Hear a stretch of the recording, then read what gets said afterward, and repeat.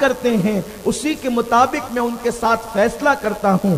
بندوں کے ساتھ بھی بدگمانی حرام ہے اور یہ گناہ کبیرہ ہے۔ میرے پیارے آقا صلی اللہ علیہ وسلم کے پیارے دیوانوں، حضرت سیدنا موسیٰ علیہ السلام اوپر کے کپڑے بھی اتارتے نہیں تھے اور اسی انداز سے غسل کرتے تھے، یا اگر اوپر کے کپڑے یعنی کرتا شریف اتارنا ہوتا تو آپ لوگوں سے چھپ چھپا کر غسل کرتے تھے۔ تو قوم کے اندر کچھ لوگوں نے اس بات کو پھیلا دیا کہ حضرت موسیٰ علیہ السلام کے بدن میں کوئی عیب ہے، اسی لیے حضرت موسیٰ علیہ السلام جو ہے وہ چھپ چھپ کے غسل کرتے ہیں یا ہمارے سامنے کپڑے نہیں اتارتے۔ اگر ان کے بدن میں عیب نہ ہوتا تو یقیناً یہ جو ہے ہمارے سامنے جیسے ہم کپڑے اتارتے ہیں، لیکن ان بے حیاؤں کو کون سمجھائے کہ نبی اپنے زمانے کا سب سے زیادہ با حیا ہوا کرتا ہے، اور نبی وہ ہوتا ہے جس کو اللہ نہ اخلاق میں کوئی عیب دیتا ہے، نہ کردار میں کوئی عیب دیتا ہے، نہ صورت میں کوئی عیب دیتا ہے، نہ سیرت میں کوئی عیب دیتا ہے۔ نبی اپنے زمانے میں بے عیب ہوا کرتا ہے، بلکہ اپنے زمانے میں نہیں ہر زمانے میں بے عیب ہوتا ہے۔ نہ اس کے جسم میں عیب، نہ اس کے نام میں عیب، نہ اس کے نسب میں عیب، نہ اس کی سیرت میں عیب، نہ اس کی صورت میں عیب۔ اب بتاؤ اسی کو بے مثلیت نہیں کہتے تو اور کیا کہتے ہیں؟ اللہ اکبر۔ اسی لیے دیکھیں انبیاء کا نسب بھی بے عیب ہوتا ہے، ان کے نام بھی بے عیب ہوتے ہیں۔ اسی لیے آدم سے لے کر مصطفیٰ جان رحمت تک آپ سارے نبی کے نام دیکھ لیں، زمانے میں سب سے خوبصورت نام پیغمبر کا ہوا کرتا ہے، زمانے میں سب سے حسین نام پیغمبر کا ہوا کرتا ہے۔ اللہ اکبر۔ میرے آقا صلی اللہ علیہ وسلم کے دیوانوں، جناب موسیٰ علیہ السلام پہ انہوں نے عیب لگائے، ان کی حیا کا انہوں نے غلط مفہوم لیا کہ اگر ان کے جسم میں عیب نہ ہوتا تو پھر یہ چھپ کر نہیں نہاتے، حالانکہ وہ حیا تھی، شرم تھی کہ آپ اوپر کا کرتا بھی نہیں اتارتے تھے۔ اللہ کو کب گوارا ہے کہ نبی پہ عیب لگے اور قدرت چپ رہے، مشیت خاموش رہے۔ ایک دن حضرت موسیٰ علیہ السلام تنہائی میں اپنا کرتا شریف اتار کر غسل فرما رہے دریا کے کنارے پر، کیونکہ آپ کرتا شریف اتارتے نہیں تھے لوگوں کی حیا کی وجہ سے، اور آپ نے کوئی تھا نہیں تو کرتا اتار دیا، اور کرتا اتار کر کے آپ نے ایک پتھر کے نیچے رکھا، اور اس پتھر کی خصوصیت یہ تھی کہ اس پتھر کو حضرت موسیٰ علیہ السلام ہمیشہ اپنی جھولی میں رکھا کرتے تھے۔ یہاں پر بہت خاص بات عرض کرنا چاہتا ہوں، حضرت موسیٰ علیہ السلام اس پتھر کو اپنی جھولی میں رکھا کرتے تھے، اور اس پتھر کا کرشمہ یہ تھا کہ جب جناب موسیٰ کی قوم نے آپ سے کہا کہ ہم پیاسے، ہمیں پانی عطا فرمائیں، تو آپ نے اپنی جھولی سے وہی پتھر نکالا اور اس پر اثر ٹچ کیا، تو حضرت موسیٰ علیہ السلام کی قوم 12 قبیلوں میں تقسیم تھی، 12 برادریوں میں تقسیم تھی۔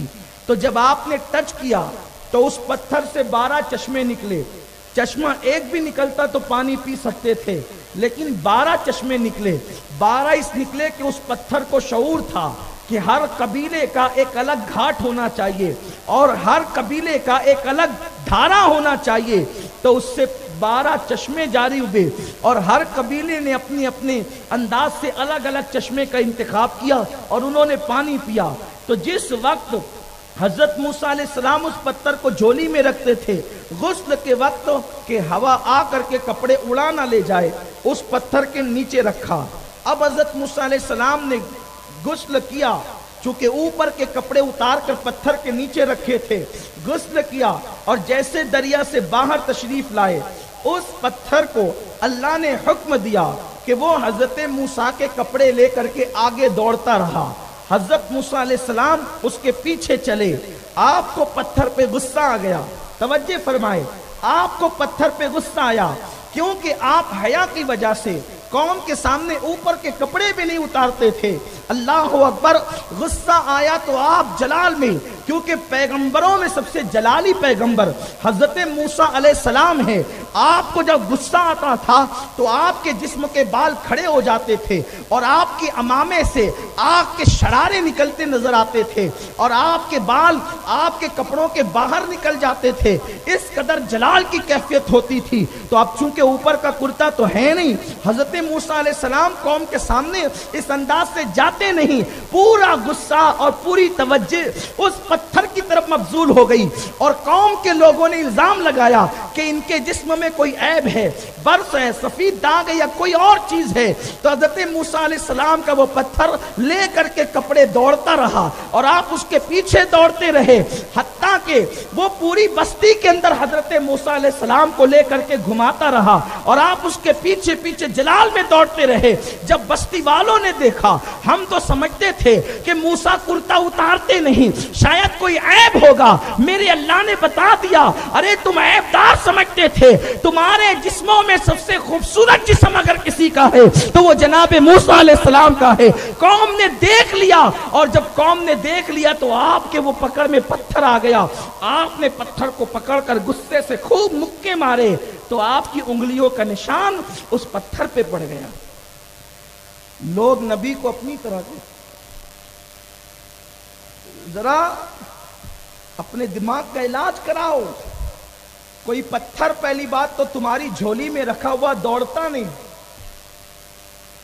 نبی کی جھولی کا پتھر بھی دوڑتا ہے، اسے کہاں تک دوڑنا ہے وہ یہ بھی جانتا ہے اور اسے کہاں رکنا ہے وہ یہ بھی جانتا ہے، وہ اپنی منزل بھی جانتا ہے، اپنا مقام بھی جانتا ہے، لیکن ہائے رے پتھر، وہ پتھر ہو کر نبی کی جھولی میں رہ کر اتنا فیض پا چکا کہ اگر نبی اس کو مکہ مارے تو اس کو نرم ہو جانا چاہیے۔ یہ پتھر کا ادب ہے، یہ پتھر کا ادب ہے۔ نبی مکہ مارتے ہیں، ارے کوئی پتھر کو مکہ مارے تو پتھر کی سختی کی وجہ سے اس کی انگلیاں ٹوٹتی ہے یا انگلیاں زخمی ہوتی ہے۔ پتھر کو بھی پتا ہے کہ جب نبی مارے تو مار کھاتے وقت تو نرم ہو جانا چاہیے، سخت نہیں ہونا چاہیے۔ خدا کی قسم، خدا کو پتھر کی یہ ادا اتنی پسند آ گئی کہ وہ نبی کے نام پہ نرم ہو گیا۔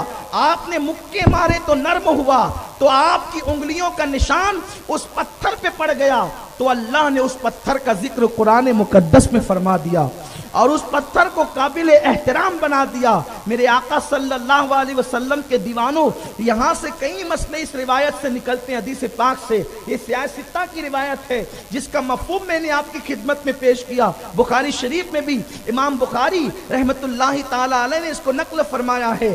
ایک تو یہ کہ نبی کتنے با حیا ہوتے ہیں کہ وہ اوپر کے کرتے اتار کر بھی قوم کے سامنے غسل نہیں کرتے، لیکن اس قوم کی بے حیائی کو کیا کہیں کہ یہ اپنے گھروں میں تولیاں باندھ کر کے گھومتے ہیں۔ جوان بیٹیاں دیکھ رہی ہے دیکھیں، بلکہ اسی پر بس نہیں، انا للہ و انا الیہ راجعون۔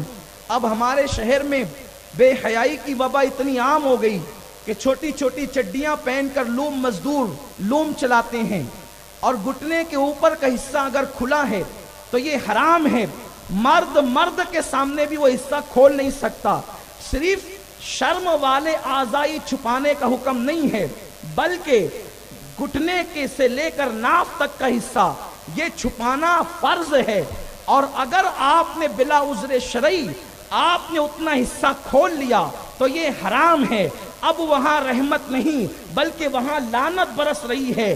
اب بے حیائی کرنے والوں، تم یہ صرف بے حیائی نہیں کہ تم شرم والے اعضا دیکھو، یہی بے حیائی نہیں کہ تم معاذ اللہ عورت غلیظہ دیکھو، یہی بے حیائی نہیں کہ معاذ اللہ رب العالمین جن اعضا کو تم شرم کی جگہ سمجھتے ہو صرف وہی اعضا دیکھو، یہی بے حیائی نہیں، بلکہ یہاں تک فرمایا گیا جو گھٹنے سے لے کے ناف تک کے حصے میں سے کوئی حصہ بلا عذر شرعی کھول دے، وہاں پر اللہ کی لعنت برستی ہے، اللہ ان لوگوں پہ لعنت برساتا ہے۔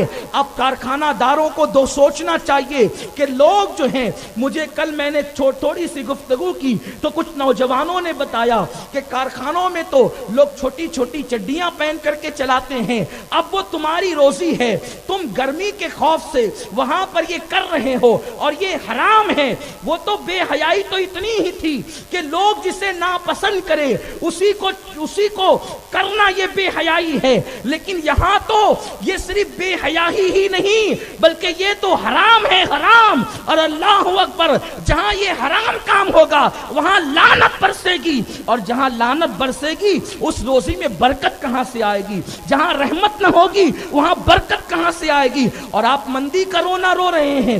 4 دن چل رہا ہے، 6 دن چل رہا ہے، 3 دن چل رہا ہے. آپ مجھے بتائیں، لوگوں سے بھی حیا کرو اور اللہ سے بھی حیا کرو. اللہ اکبر. ہمارے بزرگوں کی حیا کا عالم کیا تھا؟ لوگ چڈیاں پہن کر گھوم رہے ہیں، لوگ معاذ اللہ جو ہے وہ چلتے چلتے اوپر کے کپڑے اٹھا کر کے، اگر وہ بنیان پہنے ہیں یا ٹی شرٹ پہنے ہیں تو وہ اٹھا کر کے پیٹ ٹھوکنے لگ جاتے ہیں. لوگوں کی بے حیائی کا عالم یہ ہے. اس پہ ہنسیں یا اس پر روئیں یا کیا کریں؟ اللہ اکبر. حضرت داؤد طائی فرماتے ہیں کہ میں امام اعظم ابو حنیفہ کی صحبت میں 40 سال تک کے رہا. میں نے آپ کو کبھی ٹوپی بھی اتارتے نہیں دیکھا، نہ وضو کے وقت ٹوپی اتارتے دیکھا، نہ لوگوں کے سامنے ٹوپی اتارتے دیکھا، نہ تنہائی میں ٹوپی اتارتے دیکھا. تو میں نے پوچھا، اے مومنوں کے امام اعظم ابو حنیفہ، آپ لوگوں کے سامنے ٹوپی نہیں اتارتے، تنہائی میں کیوں نہیں اتارتے؟ تب امام اعظم نے کہا، اس لیے ٹوپی نہیں اتارتا کہ لوگوں سے حیا آتی ہے تو میں ٹوپی نہیں اتارتا، اور تنہائی میں اس لیے نہیں اتارتا کہ فرشتوں سے حیا آتی ہے، اس لیے میں ٹوپی نہیں اتارتا. میرے آقا صلی اللہ علیہ وسلم کے پیارے دیوانوں، مومنین کی حیا یہ تھی. اور جو جتنا زیادہ باحیا ہوگا وہ اتنا پختہ ایمان والا ہوگا. اور خود سیدنا داؤد طائی کا حال یہ ہے کہ آپ کے گھر میں جو ہے وہ جالے پڑ گئے.